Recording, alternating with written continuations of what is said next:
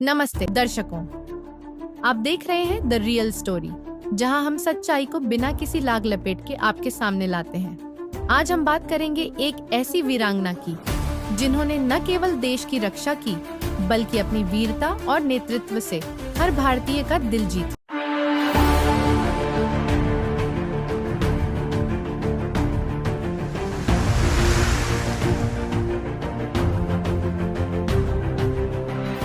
जी हाँ, हम बात कर रहे हैं कर्नल सोफिया कुरैशी की, जो ऑपरेशन सिंदूर की सफलता को दुनिया के सामने लाने वाली पहली महिला अधिकारी बनी। गुजरात की बेटी, बेलगावी की बहू और भारत की शान।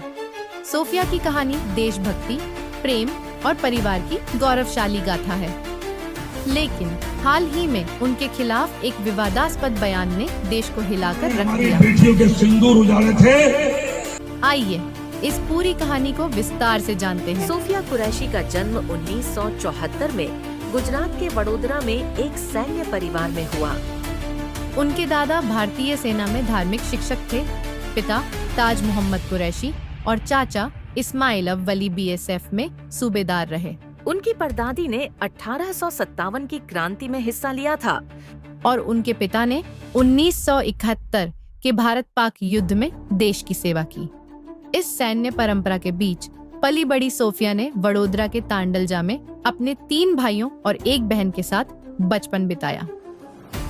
सोफिया ने केंद्रीय विद्यालय से पढ़ाई की और 1997 में महाराजा सयाजीराव विश्वविद्यालय से बायोकेमिस्ट्री में मास्टर्स डिग्री हासिल की।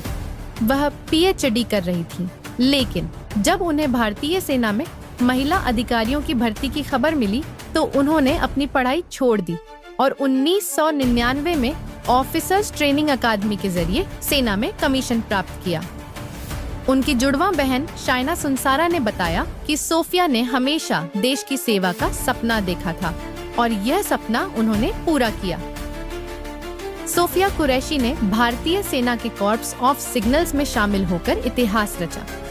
2016 में वह फोर्स 18 एक बहुराष्ट्रीय सैन्य अभ्यास में भारतीय सेना की टुकड़ी का नेतृत्व करने वाली पहली महिला अधिकारी बनी। यह अभ्यास पुणे में हुआ, जिसमें आसियान प्लस देश शामिल थे और सोफिया 18 देशों की एकमात्र महिला कमांडर थीं।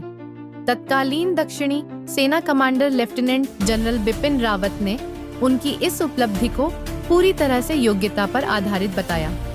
2006 में सोफिया ने कांगो में संयुक्त राष्ट्र शांति मिशन में सैन्य पर्यवेक्षक के रूप में सेवा की। वहां उन्होंने एक 5 साल की बच्ची को उसके माता पिता से मिलाने में जोखिम उठाया, जिसके लिए उनकी तारीफ हुई। इसके अलावा उन्होंने 2001 के संसद हमले के बाद ऑपरेशन पराक्रम, बाढ़ राहत कार्यों और आतंकवाद विरोधी अभियानों में अहम भूमिका निभाई। 7 मई 2025 को सोफिया ने विंग कमांडर व्योमिका सिंह के साथ मिलकर ऑपरेशन सिंदूर पर प्रेस ब्रीफिंग दी। यह ऑपरेशन 22 अप्रैल 2025 को पहलगाम आतंकी हमले, जिसमें 26 लोग मारे गए थे, के जवाब में किया गया था।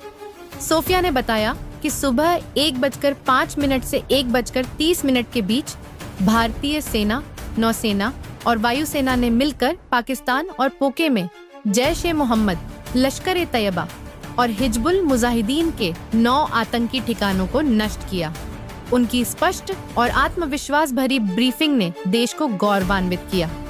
सोफिया की निजी जिंदगी उनकी प्रोफेशनल उपलब्धियों जितनी ही प्रेरणादायक है।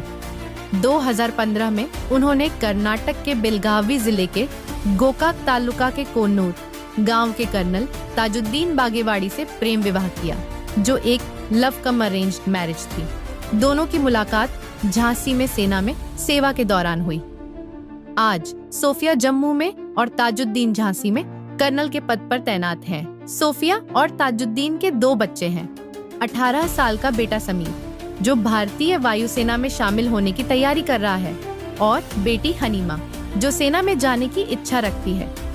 उनके ससुर गौस साहब बागेवाड़ी ने बताया कि जब सोफिया गांव आती है तो वह देसी चिकन और ज्वार की रोटी का आनंद लेती है और सादगी से रहती है।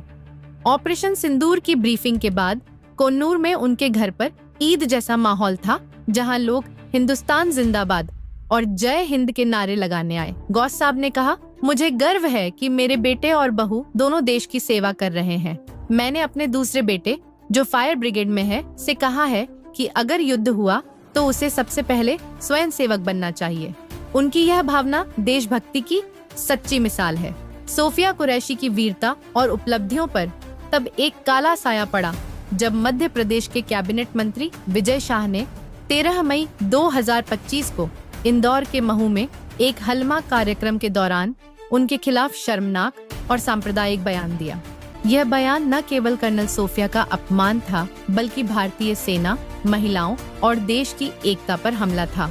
मध्य प्रदेश हाई कोर्ट ने इस मामले में स्वतः संज्ञान लिया। जस्टिस अतुल श्रीधरन और जस्टिस अनुराधा शुक्ला की खंडपीठ ने इसे गटर की भाषा और सांप्रदायिकता फैलाने वाला करार दिया। कोर्ट ने डीजीपी को 4 घंटे के भीतर विजय शाह के खिलाफ FIR दर्ज करने का आदेश दिया। 14 मई 2025 को इंदौर के मानपुर थाने में भारतीय न्याय संहिता की धारा 152, 196 और 197 के तहत गैर जमानती मामला दर्ज किया गया। जनता का गुस्सा सड़कों और सोशल मीडिया पर छलक पड़ा। कांग्रेस ने भोपाल, इंदौर और रतलाम में शाह का पुतला जलाया और उनके इस्तीफे की मांग की। मोहन यादव जी, आप हाई कोर्ट के निर्देश के अनुसार आपको कोई कार्रवाई करने का कोर्ट ने निर्देश नहीं दिया था। आपको नैतिक दायित्व के साथ मंत्री का इस्तीफा लेना चाहिए, उनको बर्खास्त करना चाहिए। तब तो लगता है कि आपने सेना का सम्मान किया। तब तो लगता है कि जो प्रधानमंत्री ने भाषण दिए वो सही है। अगर प्रधानमंत्री के भाषण थोते दिखते हैं, अगर इस मंत्री को पद पे बने रहने के लिए आप जगह ढूंढते हैं।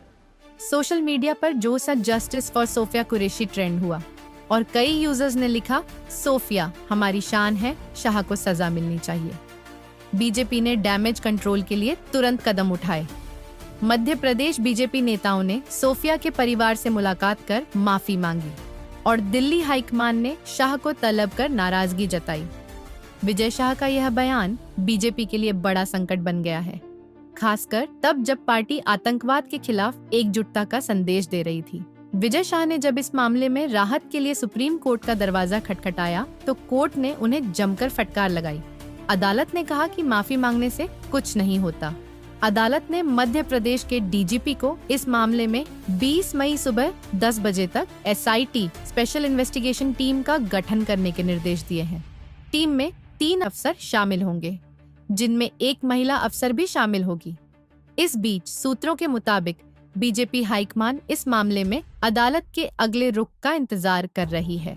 विजय शाह के इस्तीफे की लगातार मांग के बावजूद बीजेपी ने शाह के खिलाफ कोई खास एक्शन नहीं लिया है।